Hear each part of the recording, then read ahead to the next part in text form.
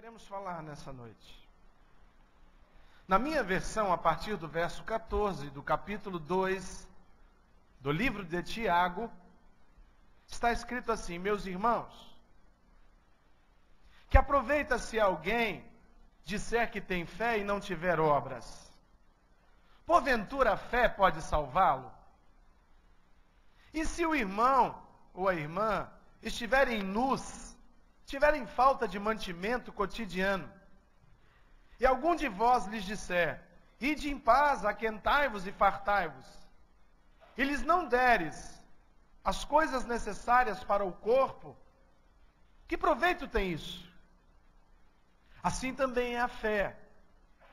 Se não tiver obras, é morta em si mesma. Mas diria alguém: tu tens a fé e eu tenho as obras. Mostra-me a tua fé sem as tuas obras, e eu te mostrarei a minha fé pelas minhas obras. Tu crês que há um só Deus? Fazes bem. Mas também os demônios creem e até estremecem. Mas, ó homem vão, queres tu saber que a fé sem as obras é morta? Porventura o nosso pai Abraão não foi justificado pelas obras, quando ofereceu sobre o altar o seu filho Isaque?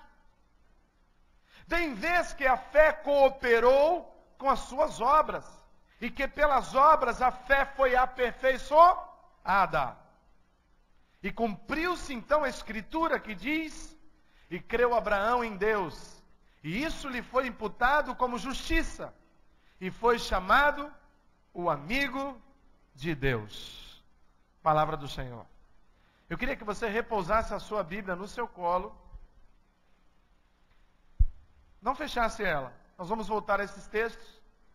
Queria que você curvasse a sua cabeça, fechasse os seus olhos, aquietasse o teu coração, tentasse passar um apagador aí na sua mente, para abrir espaço para a palavra do Senhor ser escrita aí nela hoje.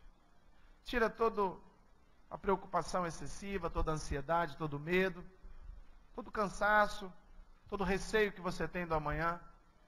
Aquiete o teu coração, querido.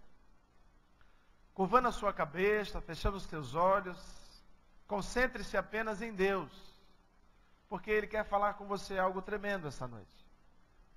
Ele vai atuar naquilo que é mais importante na sua vida, no que diz respeito à sua relação com Deus. Ele vai atuar na sua fé. Ela é a mola propulsora que leva o homem a Deus. Ela é o único vínculo entre o homem mortal e o Deus imortal. Ela é a única linha, é o único cordel que liga o homem aqui embaixo, limitado, a um Deus lá em cima, ilimitado e poderoso. A nossa fé é a única coisa que devemos sentir e agir por qual dela, para haver no coração de Deus agrado, porque sem fé é impossível agradar a Deus. A fé é o substrato do pensamento do homem, junto com as suas decisões e as suas atitudes. E é essa fé que Deus quer tratar em você hoje, quer te ensinar, quer te adestrar. Deus não te trouxe a essa igreja hoje, e não colocou você diante dessa imagem aí pela internet, simplesmente para te acusar. Deus quer admoestar você e quer chamar você a um compromisso diferenciado, profundo, com a palavra dele, com a sua obra e com a sua graça. Paizinho, é assim que nós queremos. E é sobre esta palavra que nós vamos ministrar essa noite. Eu tenho a convicção de que de mim não tenho nada a entregar ao seu povo. Mas basta uma palavra tua. E todas essas pessoas que estão aqui dentro do templo, que estão lá fora assistindo pelo telão, aquelas que estão assistindo pela internet, basta uma palavra sua. E um terremoto vai acontecer nessas vidas. Eu creio nisso, Pai. E eu entrego a minha vida no teu altar, reconhecendo a minha incapacidade e a minha pequenez diante do teu poder e da tua glória. Mas também reconheço que o Senhor tem grande prazer em nos abençoar. Preparou esta palavra que é viva e eficaz, que não volta vazia, enquanto não cumprir aquilo para o qual o Senhor a designou esta noite. Então, meu Pai, em nome de Jesus, opera no nosso meio, passeia com liberdade, toca nos corações, ministra, batiza, enche com teu Espírito, com a tua graça, com teu favor, com a tua paz, com a tua soberania, com a tua glória, com a tua majestade, com o esplendor da tua majestade, meu Deus, traga algo novo para a tua igreja nesta noite. Todo espírito contrário ao Espírito Santo sai agora em nome de Jesus. E aqui fique somente o doce Santo Espírito, e só quem crê, diga amém. Diga para 2 ou 3 pessoas aí: fé sem ação é apenas intenção.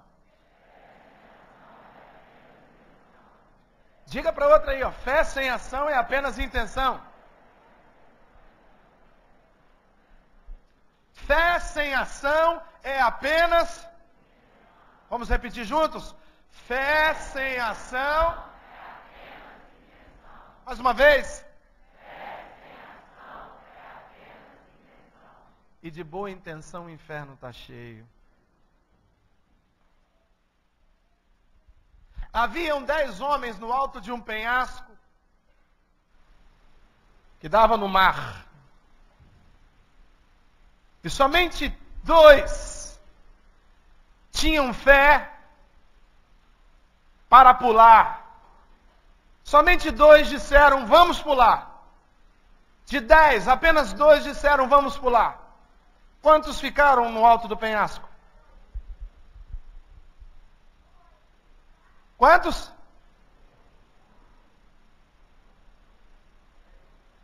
Os 10?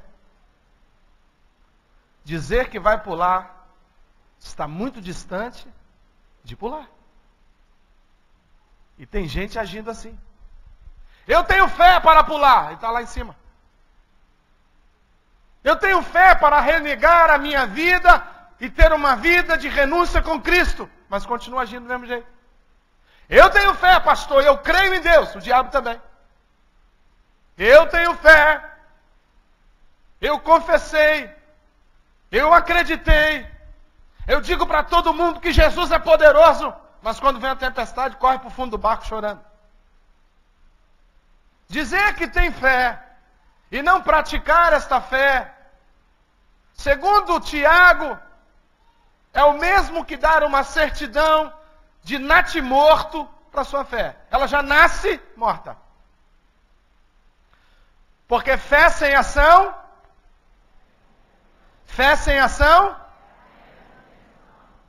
pergunta para o teu vizinho aí, tu tem fé ou tem intenção?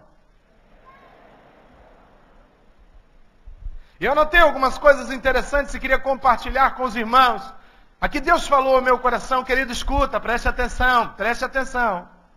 Preste atenção. Sem fé, não existe nem igreja. O que distingue uma igreja de um clube, em primeiro lugar, é a expressão da fé. Porque no clube tem ar-condicionado, ou pelo menos parcialmente.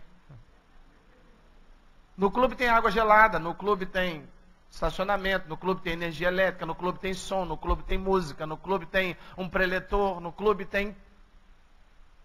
Tudo que tem na igreja tem num clube. Porém, no clube as pessoas se unem para se divertir. Aqui a gente se une para adorar o Senhor. Adoramos aqui. Cadê o Senhor que está adorado? Cadê Ele? Alguém está vendo o Senhor aí? Eu não estou vendo, meus olhos não conseguem ver. Então como é que a gente se reúne para fazer uma coisa que ninguém vê? Porque nós temos? Porque a fé é a certeza das coisas que não se veem. Eu não vejo Deus com os meus olhos, mas eu creio que Ele está aqui nessa noite. E é por isso que eu tenho fé para falar dEle, com Ele, para Ele. E você está aqui essa noite também por isso. De alguma forma você tem uma expressão de fé que te trouxe a esse lugar para ouvir um Deus que você não vê, que você não pode tocar, que você não sente o cheiro dele, mas você acredita que ele está vivo à destra de Deus Pai, advoga a seu favor, está com a mão cheia de delícias para te abençoar. Ele é o Rei da Glória, ele é aquele do milagre, ele é o homem de Nazaré e é ele que está atuando na sua vida nessa noite, através do seu Espírito que passeia com liberdade na igreja. Isso é fé. Mas o apóstolo Tiago diz que fé sem obras está morta. E aí eu quero aprender algumas coisas sobre a fé, porque se a minha fé está distorcida, está enferma, está distorcida dos padrões de Deus, ou dos padrões que Deus deseja, esta fé não vai produzir nada. Se na segunda-feira você for numa lotérica pela manhã, você vai encontrar um monte de pessoas cheias de fé. Sim ou não? O que você veio fazer aqui, irmão? Uma fezinha. Ué, elas acreditam que podem ganhar. E quando elas vão colocar o bilhetinho, dá até um beijinho no bilhete.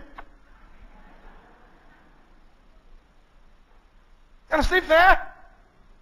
Mas essa fé produz alguma coisa? Você acha que aquela bolinha, aquele globo que sorteia, se a pessoa tiver muita fé, a bolinha vai sair dela? Você acha que isso vai acontecer? Então traga isso para a sua vida, querido. Se a sua fé é uma fé desconectada do trono de Deus, ela não vai produzir nada. Então diga, minha fé precisa ser uma fé estruturada na palavra de Deus. Diga assim, a palavra de Deus diz que a minha fé precisa produzir obras. Porque fé sem ação... Amém? Primeira coisa que eu anotei. Muitos desprezam a fé em Deus e vivem guiados por sua própria razão. Aqui vamos começar dizendo daqueles que se dizem não ter fé. E se eles não têm fé, eles seguem as suas vidas baseados nas suas próprias convicções. São pessoas ascetas, agnósticas, ateus em Deus. Eles não querem nenhum tipo de contato com Deus, até porque não veio como nós. E não têm fé. Se eles não têm fé, não tem como ter qualquer tipo de contato com Deus. Porque a única linguagem que o homem tem de acesso a Deus é pela oração de fé. Se for uma oração sem fé, não chega no trono de Deus. Então, tem muita gente, você conhece, que vive uma vida sem Deus. Agora, pessoas sem Deus, ainda que sejam muito cultas, ainda que tenham uma boa quantidade de informações na mente, essas pessoas tomam as suas decisões baseadas neste complexo emaranhado de informações que elas guardam na sua vida, no seu histórico pregresso, na sua cultura disciplinar, na sua cultura histórica, na sua cultura universitária, na sua cultura cartorial, na sua cultura de vivência. Então as pessoas, quando elas têm que tomar uma decisão, elas vasculham a sua biblioteca mental, o seu subconsciente, e ali vão encontrar algumas coisas para, a partir dessas informações, tomarem as suas decisões. Então a decisão daquele que não tem fé em Deus é uma decisão limitada a ele mesmo. Ele é o limite da sua decisão. Quando você aconselha alguém, você está dando ele uma informação, ele pode usar ou não. Agora, quando ninguém aconselha esta pessoa de nada, ela não tem como tomar essa decisão sem usar aquilo que ela tem. O que ela tem é limitado a ela mesma. Então, pessoas sem fé, infelizmente, por mais cultas que sejam, dependem do seu próprio banco de dados. E nós sabemos, queridos, que o banco de dados do homem é muito pequenininho diante da grandeza de Deus. Ninguém consegue explicar a criação. Ninguém consegue explicar o firmamento. Ninguém consegue explicar as estrelas dos céus. Ninguém consegue explicar o processo de rotação e translação.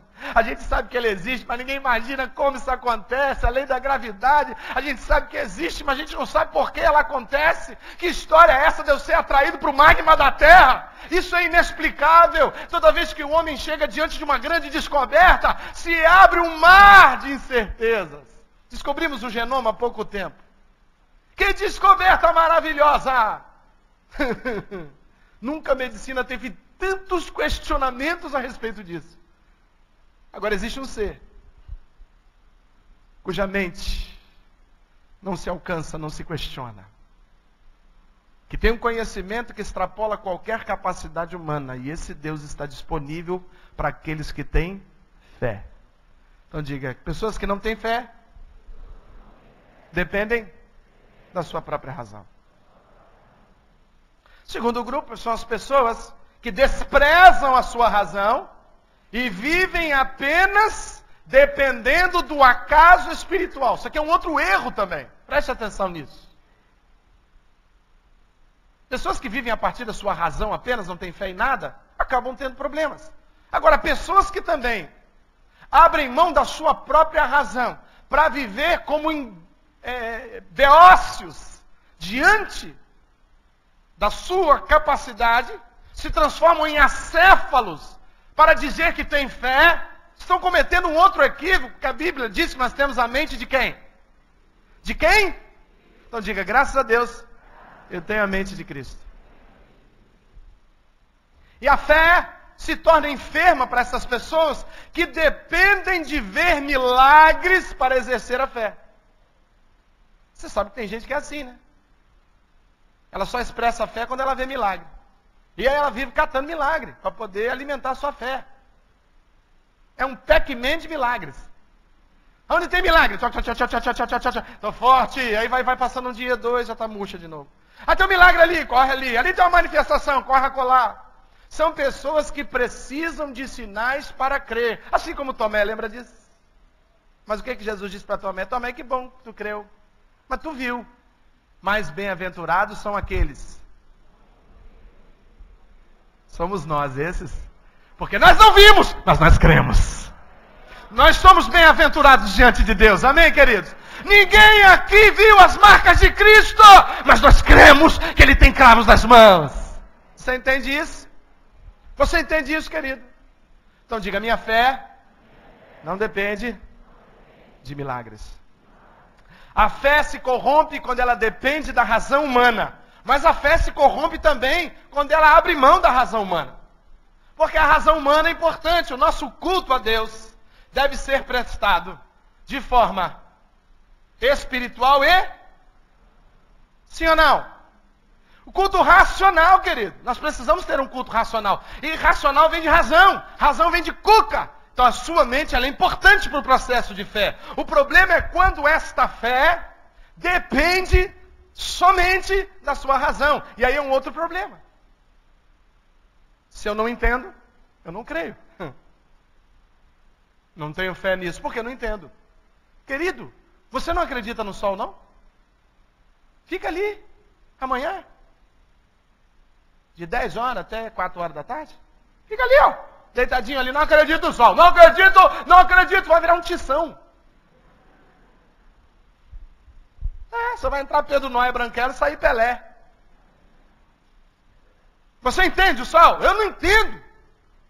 Mas eu sei que ele existe, sim ou não? Então a minha razão não entende o sol, cara, mas aquilo ali para mim é fato. Então nem tudo que você crê, você precisa entender.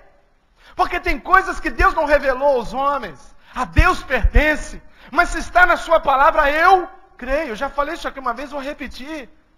Tem gente que acha o seguinte, pastor, não tem como um homem ficar 3 dias no ventre de uma baleia. Isso deve ser poético, é isso. Eu falei, querido, se na minha Bíblia estivesse dizendo que Jonas ficou 3 dias no ventre de um grilo, eu ia acreditar.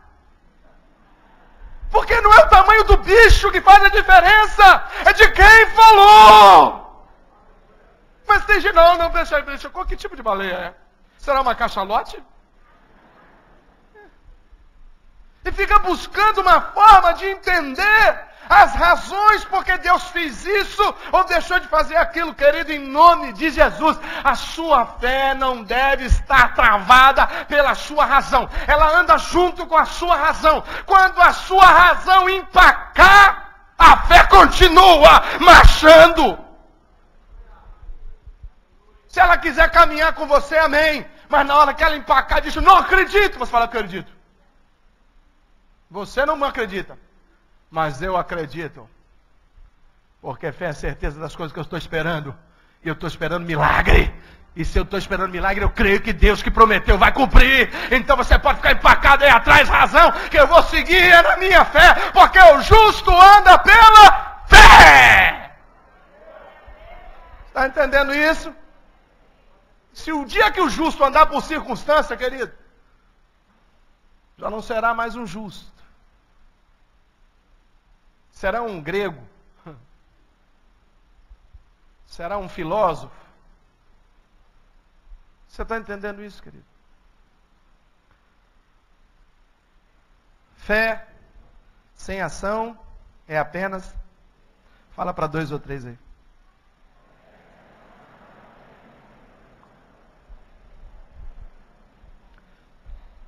Uma outra coisa que eu anotei importante a respeito da fé.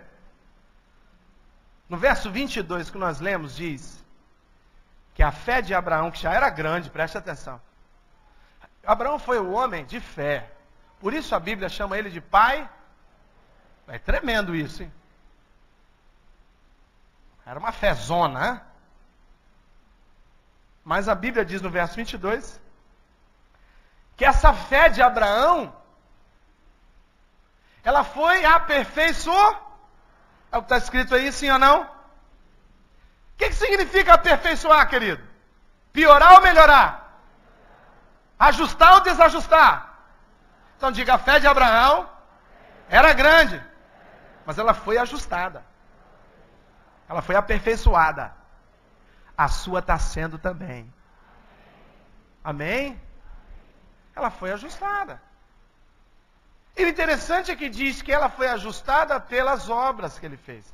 Pelas atitudes. Ei, escute.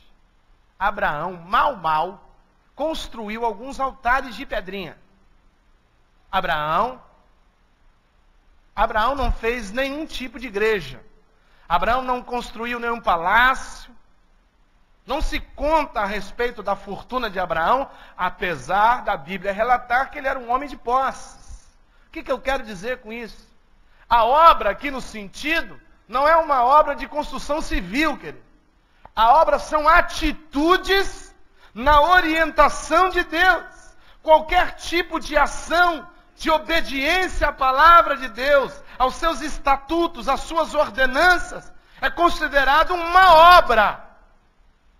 Então a igreja é uma igreja de obras quando as pessoas estão obedecendo àquele que é o dono da obra.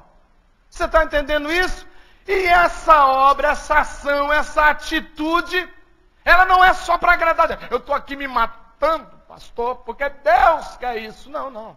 Está aqui, eu estou aqui trabalhando, eu estou fazendo isso, estou fazendo aquilo, mas isso está aumentando a minha, diga, obras aumentam a nossa fé. É o que está escrito aí, querido. E essas ações, muitas vezes não dependem de fé, preste atenção. A atitude gera fé, mas eu nem sempre vou agir crendo. Muitas vezes eu vou agir por obediência. E agindo por obediência, estarei fazendo a obra de Deus. E quando eu faço a obra de Deus, a minha fé é aperfeiçoada. Você está entendendo esse raciocínio? Diga amém. Vou te dar um exemplo prático. Para você amanhã, acordar no seu horário lá, se vou chutar, se você acorda às 6:30, e colocar o seu relógio para tocar 6:10, 20 minutos antes do horário que você usa para chegar ao teu trabalho. E nesse período, você pegar a sua Bíblia, preste atenção nisso, e ler. Você precisa de fé para isso? Você precisa de fé? Precisa? Diga não. Mas a Bíblia diz que a fé vem pelo e o ouvir da. Então, quando eu leio sem fé, a minha fé pequena é aperfeiçoada. Você está entendendo isso, querido? Aí tem gente querendo ter uma fé grande, mas não tem atitudes que levam a essa fé. Aí o Tiago está falando que a tua fé vai continuar defunto. Tem um monte de fé defunto, porque as pessoas querem uma fé dada por Deus. Ainda usam aquele texto, porque a fé, pela graça sois salvos, mediante a fé. E isso é dom de Deus, está vendo, pastor? A fé é dom de Deus. Não! Pela graça sois salvos, através da fé. O que não provém de nós, de Deus, é a graça, não é a fé. Mediante a fé. E o que não provém de vós? É a graça. Mediante a graça sois salvos, mediante a fé. E isso não provém de vós. Isso o quê? A graça. Porque a fé, se provesse de Deus, todo mundo teria fé. E se todo mundo tem fé, Acabou o problema da igreja. A graça vem de Deus. A fé você produz no seu coração. Você lembra dos discípulos, Senhor? Esse negócio que tu está pedindo está complicado. Aumenta a nossa. Significa que eles tinham uma fé. Sim ou não? Diga, eu tenho uma fé. Pode ser do tamanho de uma semente de mostarda. Mas se eu tiver atitude de obediência, essa semente de mostarda vai ser aperfeiçoada e vai se transformar numa grande árvore de fé. Porque fé sem ação... Fala mais uma vez para quem está do teu lado aí. Fé sem ação é apenas intenção. Escute, presta atenção. Para fazer jejum você precisa de fé. Tem um monte de gente que nem crê em Deus e faz dieta. Pastor, eu vou fazer jejum amanhã. Não, estou sem fé. Faz assim mesmo. Porque para que serve o jejum? O jejum vai ajudar você a combater a sua carne, vai enfraquecer os seus desejos carnais, vão colocar em choque o seu desejo de jejuar, com a sua carne querendo comer. Você vai ser vitorioso sobre esse tempo, nesse processo de jejuar. Isso vai fazer com que a tua fé cresça. O jejum também produz fé, querido. Tem gente que nunca jejua. Então, se eu preciso fazer, eu preciso fé. Pastor, não estou acreditando, não. Com a barriga cheia de feijão todo dia. Faz um jejum para tu ver se a tua fé não vai ser acrescida. Se Deus não vai aperfeiçoar a tua fé com esse jejum que você fizer. Coloca a tua carne por escrava da tua consciência em Cristo e deixa o Espírito tratar você num processo de jejum que tu vai ver a tua fé, querido, para dizer para a montanha, vai para lá, e ela vai. Agora você não jejua porque não tem fé. Você não precisa de fé para ler a Bíblia. Você não precisa de fé para jejuar. Você quer ver uma outra coisa? Eu só não tenho fé, por isso que eu não dizimo e não oferto. O dia que eu entender por que o pastor tem 4 milhões e eu não tenho nada, tu vai ficar com essa fezinha fedida, carnicenta, cheia de urubu, porque ela já morreu. Não vai crescer nunca. Porque para eu enfiar a mão no meu bolso e dar uma oferta, não preciso ter fé não. Eu preciso só obedecer a Deus. Porque a quantidade que eu semear é a quantidade que eu vou. Está escrito, não creio, não entendo, mas eu vou dar. Aí quando você vai lá e deposita, você se sente proprietário daquele processo. Você se sente parte daquele corpo. Querido, escuta. Quando você andava de busão, você passou na lama, seu pé tem quase 4 centímetros de barro debaixo. Você dá sinal para o ônibus, ele pode estar limpinho. Você entra com o pé ainda batendo, assim, ó, não está nem aí. Mas agora você conseguiu comprar um Chevette. Botou um jornalzinho em cima do tapetinho. Botou aquele cheirinho que quase enjoa a gente. Passou um café velho na roda, no pneu. Não usa mais isso não, será? Bem docinho. E aí você vai dar a carona pro irmão. O irmão pisou na areia. Você, irmão, bate o pé, por favor, antes de entrar no meu Chevette. Sabe por quê? Porque o Chevette agora é... Quando você dizima e oferta, você se sente parte da igreja. E aí você cuida da igreja. Você protege a igreja. Mas quando tu não é ofertante dizimista, tu não está nem aí, porque o buzu é dos outros. Igreja não é buzu. Igreja é casa do Senhor. E você está dentro dela hoje, querido. Deus está falando para você que a tua fé precisa de atitude.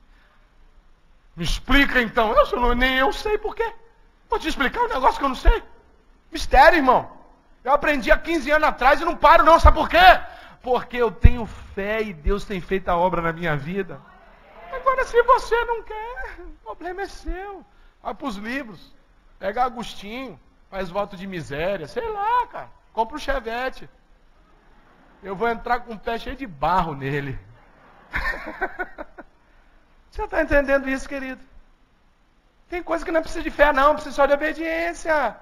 Não tem ninguém, não. Um dia eu vou sentir no coração. Hoje eu estou sentindo. Hoje eu estou sentindo um negócio, pastor. Eu nunca vi ninguém falando assim, eu estou sentindo uma vontade de dar dinheiro. Difícil, né? Geralmente a pessoa está com uma vontade de fazer outra coisa, mas não... Ai, minha carteira está coçando para tirar o dinheiro de lá e dar para alguém. Ah! Jesus. Então você não vai sentir isso não, querido. Isso é uma questão de decisão. Porque fé sem ação é apenas boa intenção. Você crê nisso? Diga amém. Aleluia. Glórias a Deus. No verso 23, parte A, diz que cumpriu-se a Escritura. A fé que produz milagres é uma fé, preste atenção, ela está vinculada, encapsulada, ela está parametrizada pelas Sagradas Escrituras. Não adianta pedir para realizar um milagre na sua vida, em qualquer área que for, se esse milagre não passar pelo tribunal da palavra do Senhor. Deus não concede nada que vai de encontro à sua palavra. A palavra de Deus precisa se cumprir na sua vida. Então a tua fé, quando ela for apresentada a Deus, ela vai passar por uma triagem. Porque aquele que pede somente para gastar com seus próprios deleites, a Bíblia diz que ele não recebe. Pedis e pedis mal e não recebeis. Por quê? Pedis para gastar nos seus próprios deleites. Ou seja, deleite não faz parte do projeto de Deus, querido. Você pode ter uma fezona, mais do que aquele cara que ganhou na Mega Sena. Você pode ter uma super, hiper fé. Mas se o que você está pedindo não está de acordo com a vontade de Deus, querido, esqueça. Vira macumba. Sim, claro. Sim, mano. Se eu falo assim, eu quero a mulher daquele cara, ela é casada, mas eu quero ela, aí eu vou lá fazer um trabalho para ela. Tem gente fazendo uma reza gospel, para coisas assim, vai ser atendido? Não vai. Porque para ser atendido tem que estar dentro da vontade soberana daquele a quem nós depositamos a nossa fé. Porque Ele é o autor da nossa... Você está expressando fé em alguma área? E não está surtindo efeito? Dá uma olhada. Talvez você esteja fora do propósito de Deus. Talvez você esteja se preocupando somente com as coisas dessa terra. Está investindo seu tempo, seu dinheiro, sua qualidade de vida, sua atenção, seu humor. Está investindo tudo em coisas que vão passar. A Bíblia diz que a vida passa assim, ó, num abrir e fechar de olhos. Como uma nuvem. Como uma neblina que surge pela manhã e ao meio-dia já se dissipou. Quantos estão aqui e nessa semana disseram alguma coisa do tipo: caramba, já estou com tantos anos. Meu Deus, essa criança agora era uma neném, agora já vai casar. Você fala isso toda semana. E o interessante, você sabe que está passando rápido. Você sabe que o tempo está sendo abreviado, isso é bíblico. Mas você continua dizendo para Deus: espera aí que eu preciso fazer coisas aqui nessa terra. Tem gente quase que pedindo para Deus demorar a voltar. Maranata, não vem, Senhor Jesus. Não vem. É isso, irmão. Você precisa desejar a volta de Cristo. E para desejar a volta de Cristo, você não pode estar preso aqui. Você imagina que hoje você mora em Vitória, Espírito Santo. E aí você é transferido para Manaus. O seu patrão te transfere para Manaus. Você tem que viajar para lá. Você vai querer ficar plantando árvore frutífera no seu quintal? Sabendo que quem vai comer é outro, meu irmão? Você vai ficar preocupado com o que está acontecendo aqui se você vai para lá? Você vai fazer algum tipo de... Comprei um título do Termas. Comprei um título do China, pastor, porque eu vou para Manaus, sei lá, um dia, quem sabe? Não! Se você está indo para Manaus, deixa para comprar as coisas de lá. Se você está indo para Jerusalém, querido, invista na sua vida espiritual. Se você é peregrino nessa terra, não se preocupa em ajuntar tesouros aqui, porque a traça e a ferrugem vão comer. Junta tesouro no banco celestial de Jerusalém, porque lá quem guarda o teu tesouro é aquele que tem olhos como chama de fogo, tem uma língua como espada afiada, a sua coxa tem uma inscrição: Rei dos Reis, Senhor dos Senhores. A Ele damos glórias, a Ele nós exaltamos. Oh Senhor, vem! Aleluia! Glórias a Deus! Aleluia! Glórias a Deus! Glórias a Deus! Amém, queridos? Amém? Vocês que estão aí fora, pode dar uma salva de palmas para o Senhor mais uma vez? Glorifica o nome do Senhor, igreja. Glorifica o nome do Senhor. Aleluia! Louvado seja o nome do Senhor. Aleluia. Aleluia, irmão. Fé sem ação. Seu vizinho já ouviu isso uma vez? Fala de novo.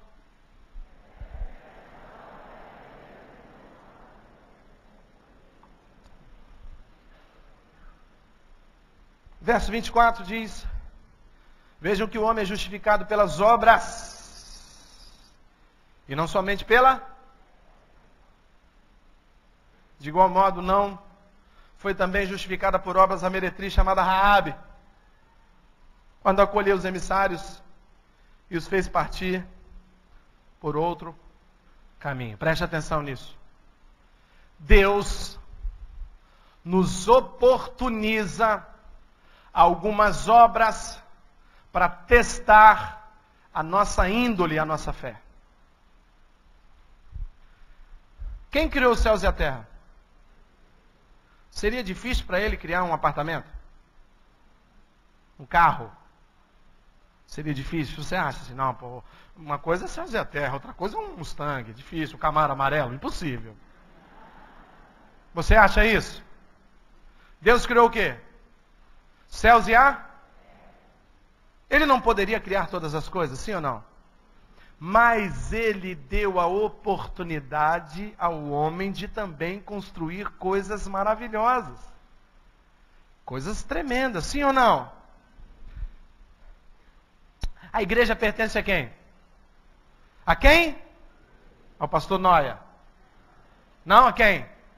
Diga ao bom pastor. Jesus Cristo. Ele não poderia fazer tudo? Aquele carro dele assim, todo mundo convertido, sim ou não? Poderia ou não? Ele poderia? Mas por que ele não faz? Porque Ele está nos dando uma oportunidade de fazermos algo tremendo e sobrenatural. Escute, quando Deus tomou essa decisão de entregar a igreja, e a igreja é composta de pessoas perfeitas, amém? Anjos. Quando Deus entregou essa proposta à igreja, nós, pecadores ilimitados, de fazermos uma obra tremenda, que era transformar uma igreja que tinha 10, 20 mil pessoas, em bilhões de pessoas, quando Ele deu essa incumbência à igreja, teve um pessoal lá no céu que fez beicinho. Anjos. Eles queriam. Senhor, deixa a gente. Nós somos um pouco maior do que eles. Nós somos mais capacitados, nós somos já espírito. Nós passeamos de um lado para o outro, não dependemos de transporte, não dependemos de tempo. Deixa a gente fazer esse trabalho. Mas Deus falou não. A evangelização. E o que vai promover a volta, a segunda volta de Jesus Cristo, não mais como advogado, agora como juiz, é uma obra que eu entreguei para eles. Deus nos entregou algo fantástico. E Ele não deu a tarefa e virou as costas. Ele deu a tarefa e disse: estarei convosco todos os... Não te deixarei, nem te desampararei. Te darei um outro como eu, mas não darei um só não, porque Cristo era um só. Eu vou dar um Espírito que estará em todos. O Paráclitos de Cristo, o Ruach do Senhor. O sopro das narinas de Deus está dentro de você. Você tem uma... O Paráclitos significa uma cópia semelhante, outro igual, do Cristo que morreu no Calvário e ressuscitou no terceiro dia. Você tem uma cópia, se assim podemos dizer, não sendo pejorativo, você tem uma cópia de Jesus Cristo dentro de você, que é o Espírito Santo. Então ele deu a comissão, mas ele deu a ferramenta, ele deu a forma, ele capacitou, ele orientou, ele deu subsídio. Por isso ele diz que em Cristo já somos mais que vencedores. Você está entendendo isso, querido? Escute. Abraão foi um grande homem, falamos dele agora, mas escute, Deus falou com ele: Abraão, precisa de um pessoal para popular a terra. Preciso de um cabra macho. Ele falou: Senhor, eu sou estéril, não uso você assim mesmo. Minha mulher não presta lá não, já passou dos dias, eu vou usar também. O que Abraão fez? Ficou lá em Ur dos Caldeus? Sim ou não? Sim ou não? Ele sabia para onde ele ia? Sabia como? Ele tinha algum tipo de forma de chegar lá? Mas ele foi? Ação. Atitude. Deus provou a Abraão dando a ele uma prova, dando a ele uma oportunidade. Você vai, Abraão? Eu vou, então vai. E Abraão foi o pai nosso da fé. Você está entendendo isso, querido? Aí Deus fala de Raabe. Eu vejo Raabe o seguinte: uma prostituta, uma messalina, uma mulher de vida noturna, que morava em Jericó. Tinha uma vida lá, tinha os seus clientes, provavelmente já afastada do convívio dos pais. Uma mulher discriminada. E Deus fala com ela: quem está aqui agora? Quem é aquela mulher ali? Raabe, vem cá, Raabe. Tudo bem? Tudo bem. Dá para você deixar uns espias de Josué ficar aí na sua casa uns dias? Ah, tudo bem. Talvez se fosse eu, ou você, quem é esse espia? Manda o currículo dele primeiro para me avaliar. Qual é o número da identidade dele? Você tem a ficha criminal desses caras? Como é que são? Eles são saudáveis? Tem alguma doença? Eles são educados? Quem é a família deles, hein? Quem é o pai dessa pessoa? Talvez fosse eu e você, mas sabe o que Raabe fez? Ela deu guarita para os caras. E não só isso, não. No outro dia, quando os camaradas vieram para pegar esse espia, porque viram ele entrando na casa de Raabe, a Bíblia diz que Raabe, ela escondeu esses homens. Ela deu fuga a esses homens por outro lugar. Ela colocou em risco a sua vida. Escute, querido.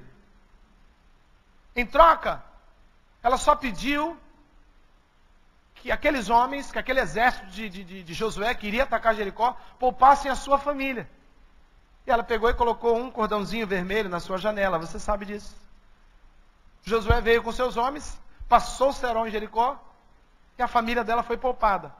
Poderia ter acabado aí, talvez se fosse eu. Tipo, fosse esse espia, ó. Tá pago, hein? Beleza? Tamo kit, hein? Vai, volta para sua vida lá. Mas sabe quem é Raabe, querido? Raabe é a mulher que está na genealogia de Jesus Cristo de Nazaré. É uma matriarca da igreja, uma prostituta. Sabe por quê, querido? Ela teve uma oportunidade, ela fez a obra. Ela teve uma atitude, querido. Talvez ela tivesse ficado rezando lá no cantinho, em cima do milho, de joelhinho dobrado, e não tivesse feito nada. Nem haveria uma citação dela aqui na Bíblia. Mas ela teve uma atitude, porque fé sem ação é apenas intenção. Você está entendendo isso? Diga amém. Noé é outro doido, né? Deus chamou ele para poder fazer uma arca no deserto. Não chovia há muitos anos, irmão. Muitos anos. Estava sequinho. E outra coisa, não tinha trator para puxar aquela arca, não. Como é que aquela arca ia chegar perto do primeiro rio, estava mais de 40 quilômetros de distância. Ele fez a arca, sim ou não? Ele salvou a sua família, sim ou não? Ação. Deus oportunizou e ele não perdeu a oportunidade, ele agiu. Agora escute, a Bíblia não fala da onde veio o capilé não, hein?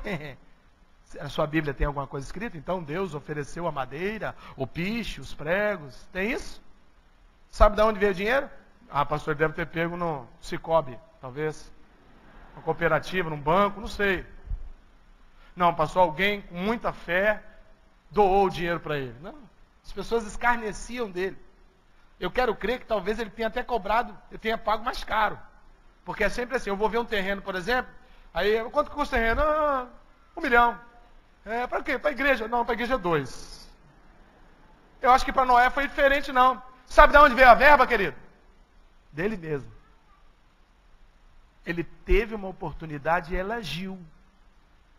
E por isso ele salvou, não só ele mesmo, mas a sua descendência também.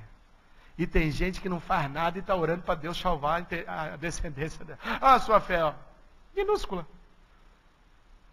Pior do que uma tarraxa de brinco. Minúscula.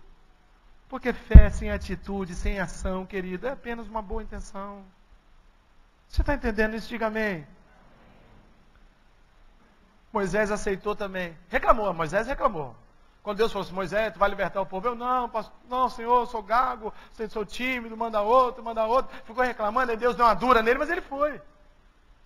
Ele foi, querido, ele enfrentou o faraó do Egito, o maior exército da época. Ele não foi para enfrentar o soldadinho de chumbo, não. Ele corria risco de vida. Mas ele foi considerado o grande libertador do Velho Testamento, a sombra de Cristo estava sobre ele. Porque ele não perdeu uma oportunidade, ele agiu. Você está entendendo? Diga amém. Agora eu queria convidar você, para a gente encerrar, a ler o livro do Apocalipse, capítulo 14.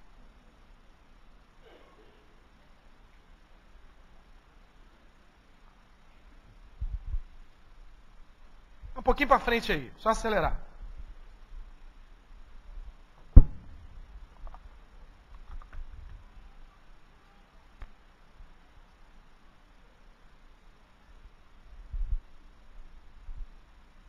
Apocalipse capítulo 14, verso 12.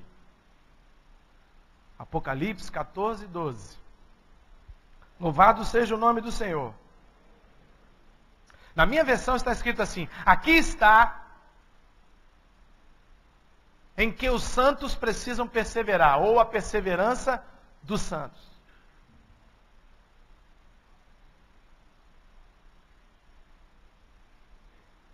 Guardar. Não é isso não? Não é isso não que está escrito? Guardar o quê? O quê? Não, o carro não? Não é o dinheiro do banco não? Guardar o quê? E depois fazer o quê? A fé em quem? A fé em quem?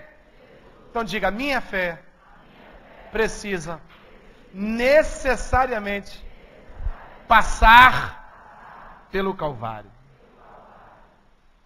Diga, sem Calvário, sem fé. Qualquer fé que se expresse, que não passe pela crença de que Jesus veio ao mundo, morreu e ressuscitou, não chega ao trono do Todo-Poderoso. A única coisa que leva a petição do crente ao trono da graça de Deus é a fé em Jesus Cristo, através de Jesus Cristo, porque dele, por ele e para ele são.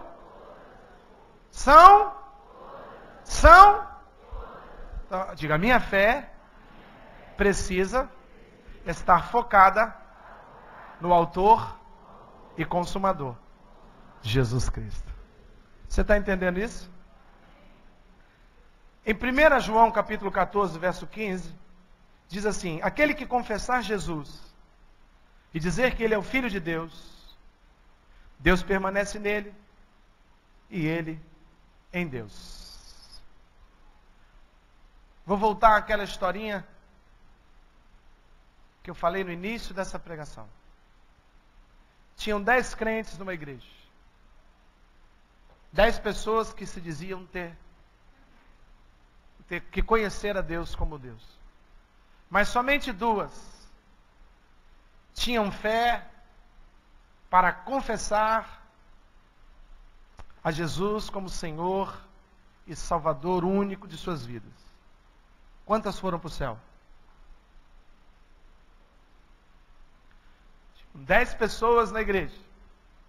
Somente 2 tinham fé para confessar a Jesus como Senhor e Salvador de suas vidas. Quantas foram para o céu? Nenhuma. Porque ter fé para confessar e não confessar é fé sem ação, é apenas boa intenção. Você está entendendo isso? Você está entendendo isso, querido? Eu não sei que espécie de fé você tem expressado na sua caminhada religiosa. Não sei. Quando você está noivo de alguém, você promete àquela pessoa que vai se casar com ela, sim ou não? Mas noivos estão casados? Tem gente só noivo de Deus. Mas eu vou casar. Tem gente que é assim dentro da igreja. Não, mas eu vou um dia. Aleluia. Quem sabe, oxalá, um dia. Aleluia. Um dia. Eu vou me envolver. Um dia eu vou renunciar o velho homem. Aleluia. E vou me tornar uma nova criatura. Um dia eu vou me batizar. Aleluia. Um dia eu vou aceitar a Cristo. Um dia. Um dia eu vou publicar a minha fé no Facebook. Um dia. Deus conhece o meu coração e sabe que aqui dentro tem fé. Aí Tiago diz para você, está morto. O que tem aí dentro está morto. Se não tiver atitude, mostre a minha fé com atitude, e não com palavras, e não com promessas, e não com sentimentos. Porque a Bíblia diz que se eu crer em Cristo, somente com meu coração, eu fico pendente de uma outra atitude, que é confessá-lo com os meus lábios. É igual a oração. Você ora, irmão, oro, como?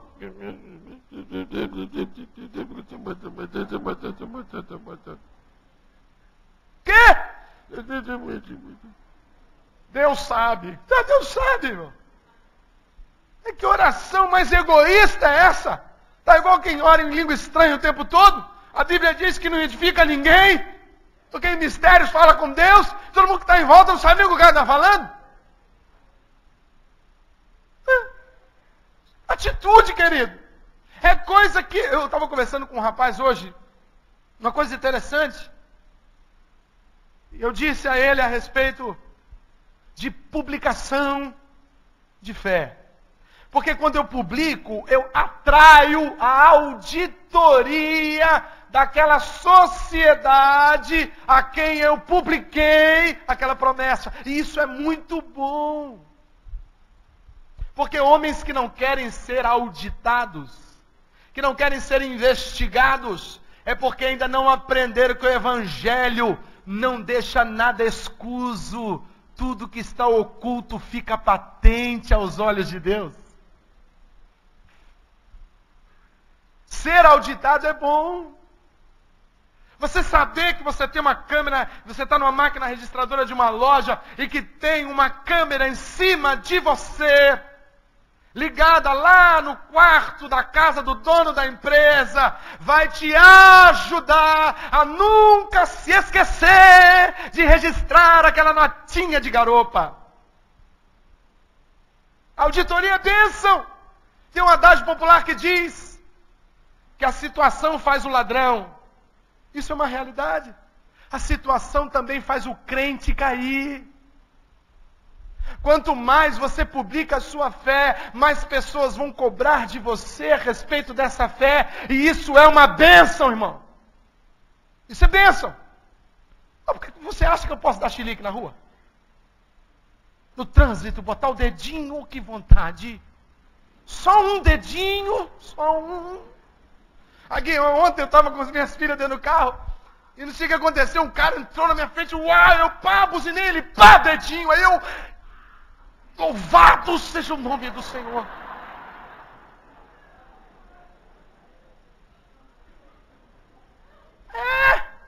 Estou no supermercado esse dia com a pressa danada. Eu olhei um caixa vazio. Só tinha um carrinho com um pó de café em cima. Aleluia.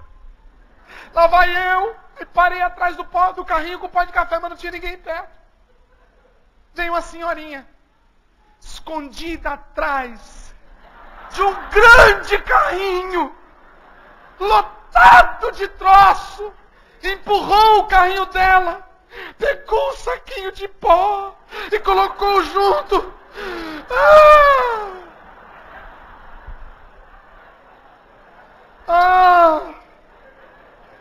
Ai, que vontade de beijar aquela vovozinha. Mas eu olhei para o lado, olhei para o outro, um caixa conhecido, pastor.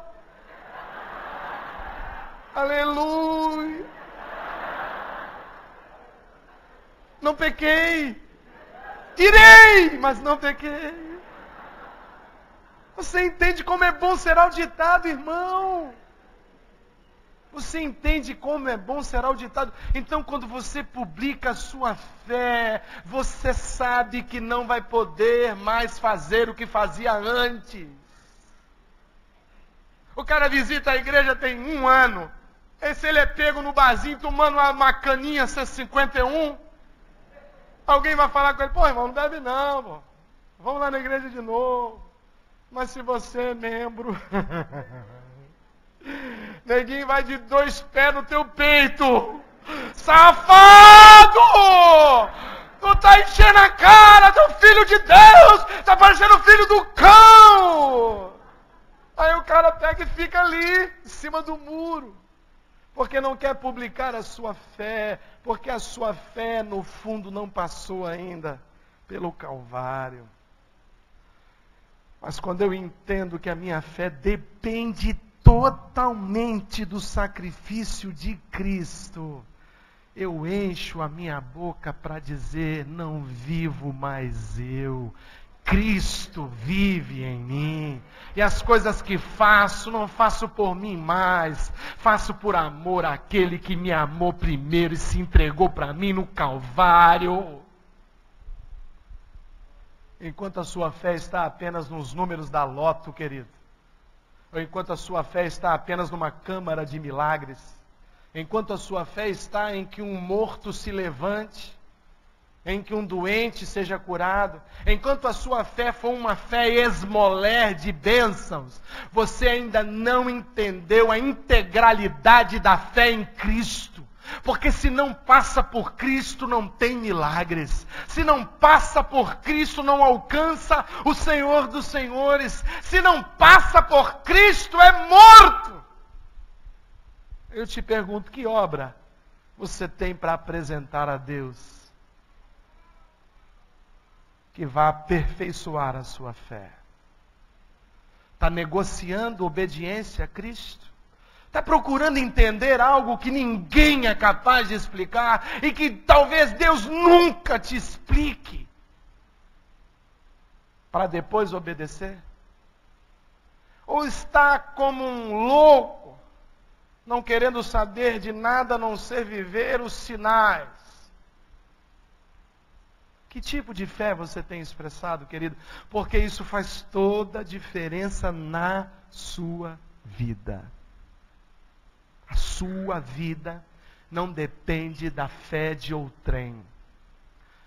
Porque se fosse assim, nenhum filho de crente se desviaria do Evangelho. Cada um dará conta de si mesmo. E naquele grande dia, Deus terá um livro com seu nome, é o livro da vida. Mas também tem um outro livrinho, que é o livro das suas obras. Vai ficar igual o meu, quando eu era lá do ginásio, que só tinha 2 ou 3 páginas escritas e o resto era tudo em branco. Como é que está seu livro de obras? Lá no céu, querido. Porque é para lá que você vai em nome de Jesus. Mas você vai chegar lá e vai ter um querubim de Deus com uma coroa para te abençoar. Vamos ficar de pé na presença de Deus.